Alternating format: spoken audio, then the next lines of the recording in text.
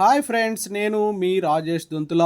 ఈరోజు మనం perspective in education విద్యా దృక్పథాలకు సంబంధించి గ్రాండ్ టెస్ట్ 4లోని ముఖ్యమైన ప్రశ్నలు నేర్చుకుందాం. అయితే ముందుగా మన ఛానల్ని సబ్స్క్రైబ్ చేయని వారు సబ్స్క్రైబ్ చేసుకోండి.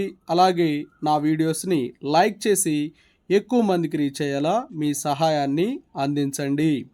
విద్యార్థి దశ అని ఏ ఆశ్రమాన్ని పరిగణిస్తారు? బ్రహ్మచర్యాశ్రమము. ఆంధ్రప్రదేశ్ ప్రాథమిక విద్యా పథకం ఆశయాలు: ప్రాథమిక విద్యలో నాణ్యత పెంచుట, అభివృద్ధి పరిచిన నమూనాలలో పాఠశాల భవనాల నిర్మాణాలు చేపట్టుట, ఉపాధ్యాయ బోధనా సామర్థ్యాల మెరుగుదల, సార్వత్రిక నమోదు, సార్వత్రిక నిలుపుదల. పైవన్నీ అనేది సరియైన సమాధానం. ఎన్సిఎఫ్ 2005 ప్రకారం ఒక ఉపాధ్యాయుని పాత్ర: అనుసంధానకర్త. లౌకిక విద్యా విధానాన్ని అనుసరించిన వారు: అక్బర్. పిల్లవాడిని ఈ విధంగా చూడటం సరైన ధోరణి: నిరంతర స్వీయ జ్ఞాన నిర్మాణకర్తగా. సర్వశిక్ష అభియాన్లో బాల బాలికల వయోపరిమితి 6 నుంచి 14 సంవత్సరాలు. ఈ క్రింది వాటిని జతపరచండి. A learning to do, B భారరహిత అభ్యసనము, సి విద్యారంగంలో సవాళ్ళు, డి గాంధీ. ఇక్కడ వీటిని సరియైన క్రమంలో జతపరిచినట్లయితే ఇక్కడ లెర్నింగ్ టు డూ అనేది డాక్టర్ మాల్కమ్ ఆదిశేషయ్య భవిష్యత్తు దృక్పథము. భారరహిత అభ్యసనం అనేది యశ్పాల్ కమిటీ. విద్యారంగంలో సవాళ్ళనేవి జాతీయ విద్యా విధానం 1986ను సూచిస్తాయి. గాంధీ అనేది ఆచార్య రామ్మూర్తి కమిటీకి సంబంధించింది. So option 3 is right answer. వైద్య విద్యలో అత్యంత ఉన్నతమైన విద్యాపీఠంగా రూపొందినది తక్షశిల. ఎన్సిఎఫ్ 2005 ప్రతిపాదించిన ప్రధాన మార్పు: విస్తృత సామాజిక పరిసరాల్లో అభ్యసనము. ఎన్సిఎఫ్ 2005 ప్రకారం మూల్యాంకన స్వభావం ఏ విధంగా ఉండాలి? నిరంతరంగా ఉండాలి. ఉపాధ్యాయులకు ప్రేరణ కలిగించే అంతర్గత కారకము: ఉన్నత విద్యార్హత. దేశవ్యాప్తంగా మన సంస్కృతి సాంప్రదాయాల పరిరక్షణకు కృషి చేస్తున్న సంస్థ సిసిఆర్టి. ఉపాధ్యాయ సాధికారత పెంపునకు సర్వశిక్షా అభియాన్లో తోడ్పడిన కార్యక్రమం. ఆధునిక సాంకేతిక పరిజ్ఞానంతో బోధించుటకు ఏర్పాటు, విద్యాబోధనకు అవసరమైన సదుపాయాల కల్పన, పరిశోధన, మూల్యాంకనానికి అవకాశము. పైవన్నీ అనేది సరైన సమాధానం.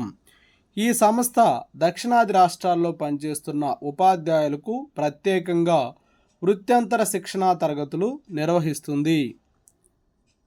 ఆర్ఐఈ.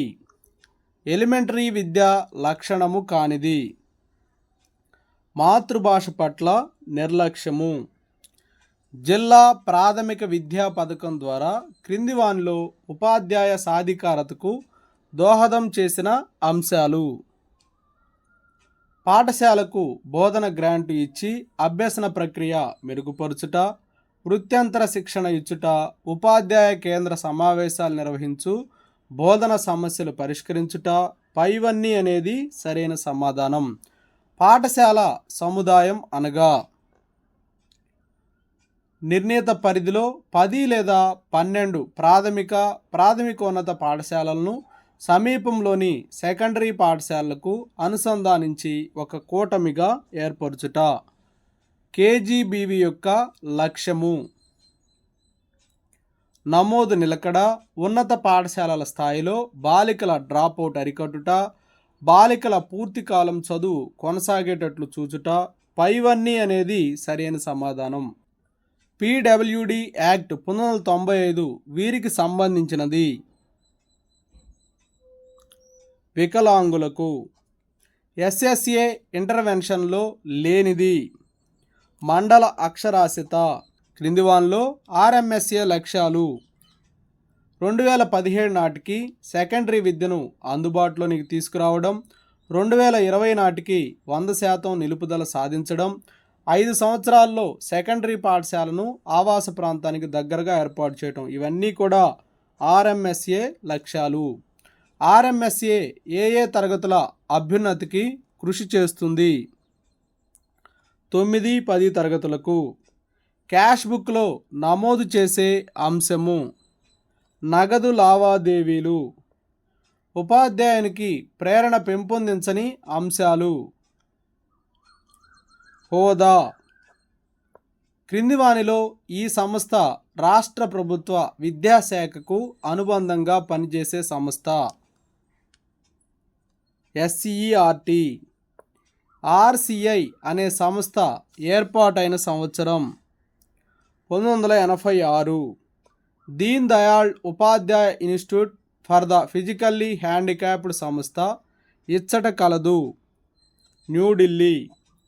దూరదృష్టిని కొలుచుటకు వైద్యులు ఉపయోగించేది స్నెలెన్స్.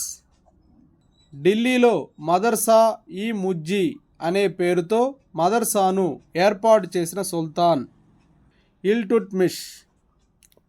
ముస్లిం అనంతర కాలంలో జరిగిన పరిమాణాలకు సంబంధించి ఏకైక సరి అయిన ప్రవచనము. స్వదేశీ విద్యను అందిస్తున్న పాఠశాలలను సర్వే చేయించిన వ్యక్తి ఎల్ఫిన్స్టన్ అనేది సరి అయిన వాక్యము. ఇస్లాంల కాలంలో హిందువులు విద్యను పొందే క్రమంలో ఏ స్థాయిలో రాయడానికి కాగితాన్ని ఉపయోగించేవారు? 4వ స్థాయిలో. కుతుబ్ అనగా అర్థము వ్రాయడమును నేర్పే ప్రదేశము. దేశభక్తుడి రక్తం కంటే ఇది మిన్నా అని ఇస్లాం మతం చెబుతుంది. మేధావి కలంలోని సిరా. ఈ క్రింది ఏ ఉత్సవం ఖురాన్లో సురాహ్ ఈ ఇక్రా అనే అధ్యాయంలోని కొన్ని శ్లోకాలను వల్లెవేయడంతో ప్రారంభమవుతుంది? తాలీం. ఇస్లాం విద్యా లక్ష్యము కానిది? హిందూ మత వ్యాప్తి. మహమ్మద్ బిన్ తుగ్లక్ భారతదేశంలో 1000కి పైగా వీటిని తయారు చేశారు. మదర్సా. క్రింది వానిలో ముస్లిం విద్యకు సంబంధించి సరికాని జత? ధార్మ్ అనగా పవిత్రమైన ఖురాన్ను చదివే ప్రదేశం అనేది సరికాని జత. క్రింది వానిలో మధ్యయుగంలో హిందూ విద్యా విధానానికి సంబంధించి సరైన ప్రవచనాలను ఎన్నుకోండి.